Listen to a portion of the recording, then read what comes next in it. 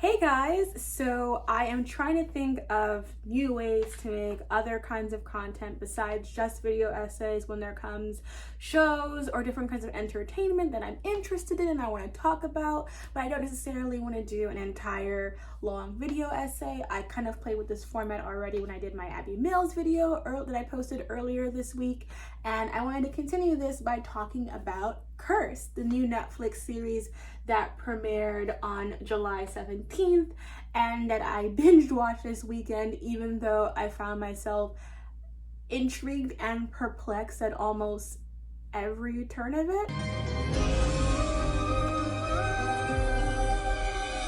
It is a Netflix show based on the graphic novel Cursed by Frank Miller, yes, and Tom Wheeler. It is a reimagining of the Arthurian legend, but instead of King Arthur, the protagonist of this series is Nimue, the Lady of the Lake, played by 13 Reasons Why, Catherine Langford. She is a member of the Fae, and they are being persecuted by this Christian group called the Red Paladins.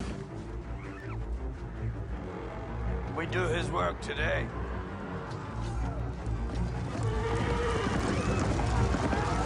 Who are going and trying to execute a genocide, essentially, against all of the Fae, led by Father Carden, played by Peter Mullen.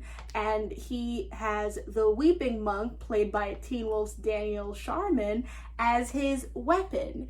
And basically in the first episode, we realize that Nimue, she has super magic, but her Fae community shun her because I guess her magic is a little bit too real. It's got too much flavor and it makes them uncomfortable. However, they all get slaughtered and Nimue escapes, and her mother gives her a sword and tells her to take it to Merlin.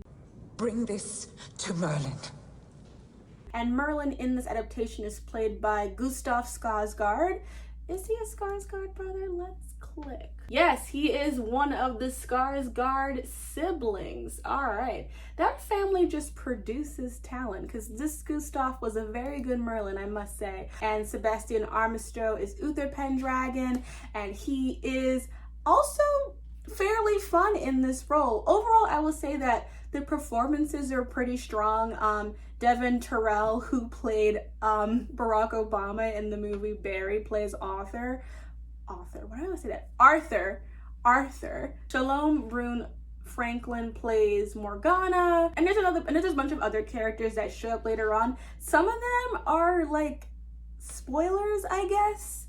It really depends, and I think a lot of your enjoyment of this series will depend on kind of your levels when it comes to cheesy, generic fantasy, but also how much you actually know and care about the Arthurian legends. And I will say this, the legends of King Arthur are interesting because while there is a canon, that the tales have evolved constantly over the ages, from the original Welsh to the French adaptations of it to the more Christian leaning ones. So the myths of King Arthur have always evolved. They have always changed and ebbed and flowed, and we have adapted them countless times, from musicals to BBC miniseries to terrible Starz series that only lasted for one season to, you know, that Guy Ritchie movie with the hottie from Sons of Anarchy. But the concept of trying to do sort of like a feminist reimagining of King Arthur has been going on forever.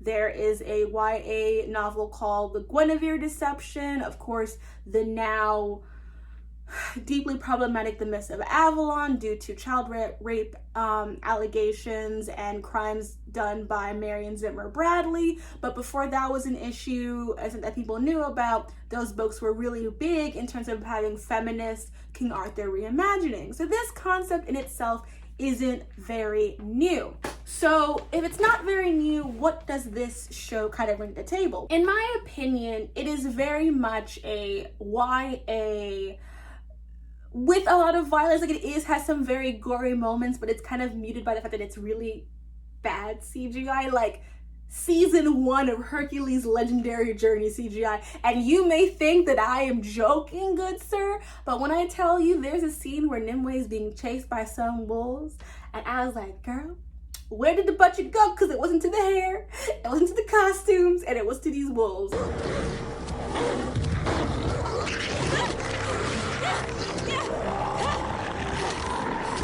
I mean, there is one good sequence at the end of the finale with some magic, but that was pretty much it. The magic is pretty mundane, and the world building is very strange. And I think the reason why it's so strange for me is because the Fae in this series, some of them look a little bit more than human, others do not. And I just felt like, even though Christianity is a part of the stories, it's a little bit more complicated. And I think just, oh, we're just gonna wholesalely commit genocide against, you know, magical creatures that play a role in these fantasy, you know, like there's always been a fantastical element to the King Arthur myths, that it was kind of just odd to me that there was just kind of this wild-scale genocide being happening. Like, the Christian aspects of it were really interesting, I guess. I don't know. I felt the whole thing was kind of weirdly conceived. And I think the issue that I kind of find is that this show does try to add like diversity. You know, King Arthur, or the future King Arthur, if he becomes a king, is, you know, is played by a black actor. That makes Morgan Le Fay a black actor as well. And that's all fine and good, but race bending and gender flipping only really work if you are being subversive with the text itself. Hi everyone, Editor Princess here as I drink my giant cup of coffee. Arthur's hair is atrocious. Like, this is why it's important to have black hairdressers, because his hair looks terrible, dude. It's like he's got like 3 struggle braids on the back of his head. Also, something that I found out as well when I was doing the editorial for this video is that apparently in the graphic novel book, because I think it's a book with some illustrations, Nimue is more racially ambiguous. So like, Arthur in this is just a sellsword mercenary. He's just as milquetoast and silly. Like, he's not very interesting. Neither is Nimue. Nimue is just a chosen one person. And I think what's so frustrating is that I feel like we should have gotten to the point already where, like, we realize that just making a white brunette woman the protagonist of a series does not inherently make it subversive. Nimue should be the woman of color. Like, King Arthur, you know, who cares if he's white or black? You know, I think it's cool that Morgana's a black woman, but like, her character doesn't really get to do as much. Like her autonomy is really shaky because there's so much manipulation going on with her storyline. I mean, the most interesting character is gotta be Sister Iris, who's played by Emily Coates and is like an imagined character for the series. She was great. Like, every episode she's in, she is filling the room with an environment so toxic. It was delicious. Sister Iris is like, she's a fanatical Christian, I guess, Catholic, yeah, because they're doing it for the Pope, who wants to join the Red Paladins and destroy the Fae because she believes in God, and she's amazing. She's my favorite character. She's so good. She's so good at being despicable. But I think it's just a very generic series. It's a very generic series because it doesn't really have much to say. Everything that it's doing has kind of already been touched on in some way or another with another fantasy, another adaptation. Like, The Witcher is doing the Fae thing. Like, the whole Fae-human conflict is not a new one, and they're not really doing anything new with it. And what's worse is that they play with certain elements of the canon, which could be interesting if it didn't feel like they were slowly taking away things from Nimue that made her a compelling figure in the myths. Because in the mythology, Nimue, the Lady of the Lake, has like 7 different stories. But one of the biggest ones concerning her is that and I guess this will be my one spoiler. So, spoiler alert for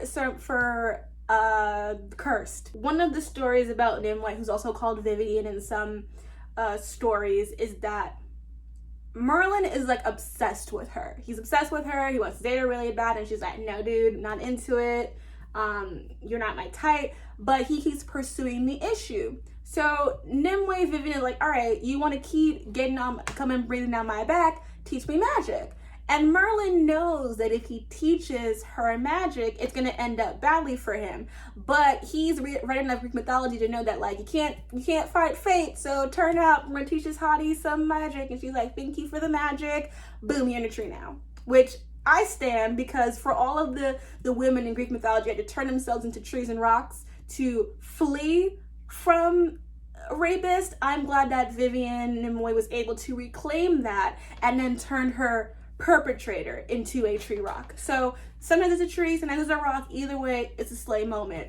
In the show, Merlin is her father. It's that thing that they do with Ray and in Rise of Skyfarter, is they connect the empowered female character to a patriarch that amplifies her already existing power. So even from this change, you are taking autonomy away from Nimue's story and integrating her with Merlin. And Nimue, throughout this series, makes foolish decisions that make it hard to root for her. She's not an adult, so I don't want to hold her to like adult standards, but she's so quickly elevated to being like queen of the Fae and the savior of the Fae. I'm like, the girl can't even run from point A to point B without being saved. Like, she's constantly being saved by people. She can only really do things at the ultramost minute. And I'm like, you know what?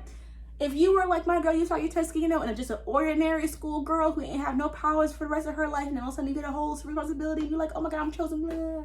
That would be one thing, right? But the thing that will vex me so hard is that like the Fae are supposed to have magic, and yet no one is using magic. She just don't know. I'm just like, so y'all have powers, but then y'all don't. That'll get me agitated, because I'm just like, how do you have this power that makes you a threat to the church, that intimidates you, that's all this kind of stuff, but you can't do anything? And there's so many sort of like characters that get switched over or do this or do that. Like they have a Gawain, the Green Knight character, but he's weird. Lancelot shows up. That was kind of weird. Uther and Arthur have no real relationship because they're not related at all.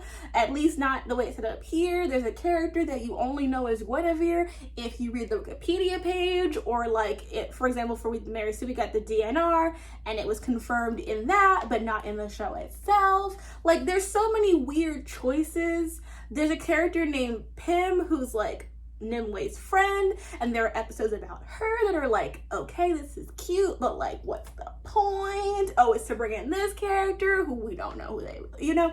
A lot of it is just feels very YA fantasy, but with more terrible CGI blood.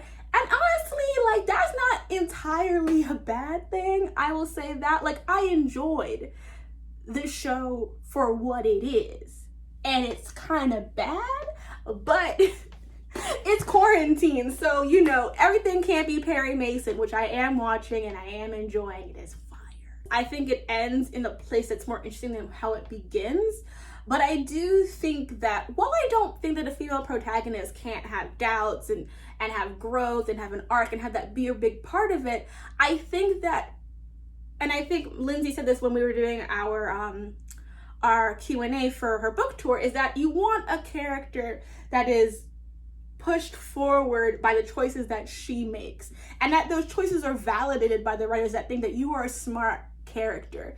And Nimue throughout the entire last part is doing things that are only there to facilitate the next beat of the plot. Like, she has to do A so that you can lead to this big moment. And like, she's so unsuccessful every time. Like, every time she succeeds, it's by coincidence, it's by circumstance, it's by plot convenience, not because she came up with the best plan for the situation. There is one time what she does works out, and it's only because at the very last second she remembered how magic works. The show isn't beautiful. It doesn't really have any great outfits. It is super duper generic. And I think that the Witcher series, while the Witcher has its issues, it looks really good. It's fun. It gives you that bang for your buck, you know? It's not expensive, but it feels expensive. This show feels like, it's like, oh, do you want some of these leftover costumes? The show is fun, but meaningless. And if that's okay for you, then you'll enjoy this. For me, I'm just like, I'll watch season 2. I'll do that. I don't got shit. It wasn't as good as the best parts of BBC Merlin, but it wasn't as bad as Starz' Camelot. And I think as long as it's not as bad as Starz' Camelot, then it's already won. Let me know if you guys like these sort of like 15-minute long videos. I also like being able to talk about more topical things and just being able to throw in a couple quick clips and everything like that. And you know, I like doing my video essays. I am working on editing my LGBTQ discourse one. It should be down at the end of the month. And for those of you who do not know, on my Patreon, on the 31st at 10 o'clock Eastern. Yeah, I don't know why I said 10 o'clock Eastern. It's 8 o'clock Eastern. We are going to be doing on Crowdcast a live watch of 10 Things I Hate About You. I have it on Blu-ray, so it won't be any streaming issues, at least on that regard. I'll order a pizza and I'll be watching it together with everybody. I'm still trying to figure out how I'm gonna have it play, but it'll be fun. I'll be chatting, and so if you want to join us on that, it's on Patreon, and I'm super excited. And after this LGBTQ discourse video I'm working on, I have moved up girlhood because that topic really kept coming up and being relevant to a lot of things. So that's going to be my next long form video, and then I'm kind of figuring out, after girl bossing monarchy, what I want to do next. So if there's any suggestions you guys have, maybe it might come up in a future video. Who knows?